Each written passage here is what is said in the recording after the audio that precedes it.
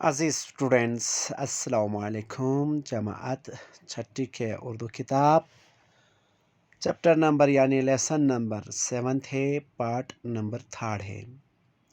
Lesson number 7 کا part number 3 میں آج آپ لوگوں کو الفاظ، معنی اور سوال نمبر پہلا اور دوسرا کروانے کے لیے جا رہا ہوں، تو آپ دھیان سے دیکھیے میرے عزیز اسٹوڈینٹس۔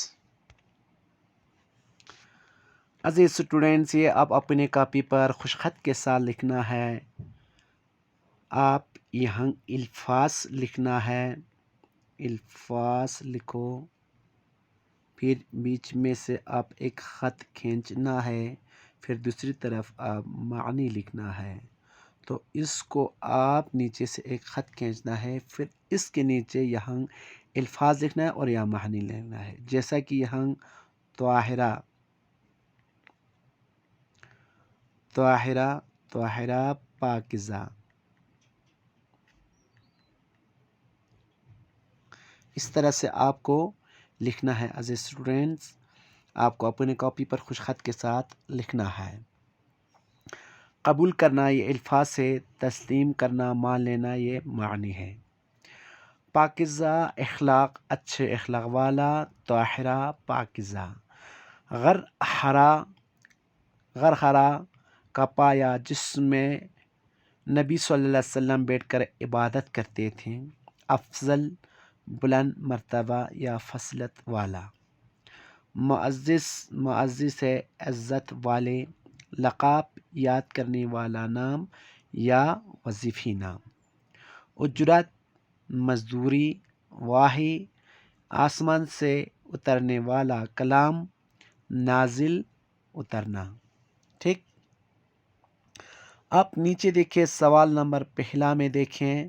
اس سبق میں آپ نے ایک لفظ دولت مند پڑھا ہے، نیچے لکھے ہوئے لفظوں سے اسی طرح کے لفظ بنائیے اور ان کے معنی اپنے کاپی پر تحریر کیجیے۔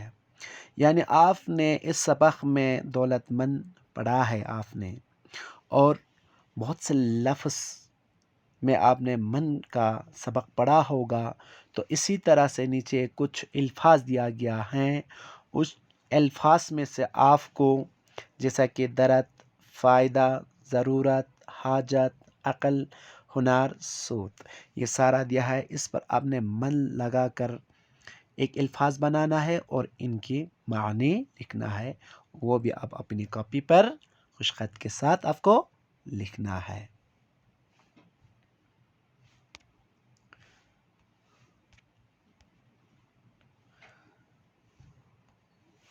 سوال نمبر پہلا میں ہے درد، درد کا آپ کو درد مند لکھنا ہے، اور اس کا معنی کیا ہے؟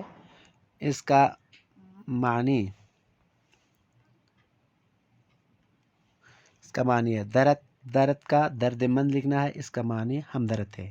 ٹھیک، آپ یہاں فائدہ، فائدہ مند، مفید ہے۔ ٹھیک، اس کا معنی مفید ہے۔ اسی طرح سے آپ کو ضرورت، ضرورت مند، ضرورت مند کا معنی ہے حاجت مند، اور حاجت، حاجت مند، حاجت مند کا ہے محتاج ہے یا ضرورت مند۔ ٹھیک، آپ عقل، عقل مند، ہوشیار، اس کا معنی ہے ہنر، ہنر مند، کارگر ہے، یہ اس کا معنی ہے۔ اب یہاں صوت، صوت مند، فائدہ بخش یا مفید ہے۔ ٹھیک، یہ بھی آپ اپنے کاپی پر اترنا ہے اور ان کو یاد کرنا ہے۔ ٹھیک،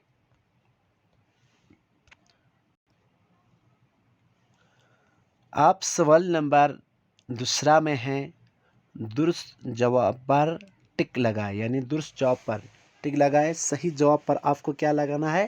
ٹک لگانا ہے۔ پہلا ہے حضور صلی اللہ علیہ وسلم پر پہلی وحی نازل ہوئی، اس میں سے آپ کو کچھ الفاظ دیا گیا ہے، ان میں سے آپ کو صحیح الفاظ پر ٹک لگانا ہے۔ غرغرہ میں، خانہ کعبہ میں، مدینہ میں، بیت المقدس میں، یعنی حضور صلی اللہ علیہ وسلم پر پہلی وحی نازل ہوئی، اس پر آپ کو ٹک لگانا ہے غرغرہ میں، اس پر آپ کو ٹک لگانا ہے. ٹھیک.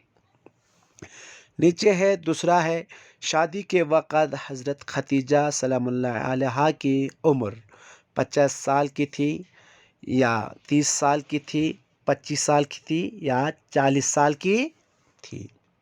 اس پر آپ کو ٹک لگانا ہے 40 سال کی تھی. حضرت ختیجہ کے شادی کے وقت حضرت ختیجہ صلی اللہ علیہ کی عمر 40 سال تھی. ٹھیک. اب نیچے تیسرا ہے انتقال کے وقت حضرت ختیجہ صلی اللہ علیہ کی عمر 57 سال تھی، 65 سال تھی یا 40 سال تھی. اس میں سے آپ کو ٹک لگانا ہے صحیح جواب پر. تو آپ کو ٹک لگانا ہے 65 سال تھی. انتقال کے وقت حضرت ختیجہ صلی اللہ علیہ کی عمر 65 سال تھی. ٹھیک. آپ ان کو اپنے کاپی پر خوش خط کے ساتھ لکھنا ہے اور ان الفاظ معنی کو یا سوال نمبر پہلا یا دوسرا ان کو آپ کو یاد کرنا ہے اور ان پر غور سے پڑھنے کی کوشش کر لو. ٹھیک عزیز اسٹوڈنٹس، تب تک خدا حافظ والسلام علیکم.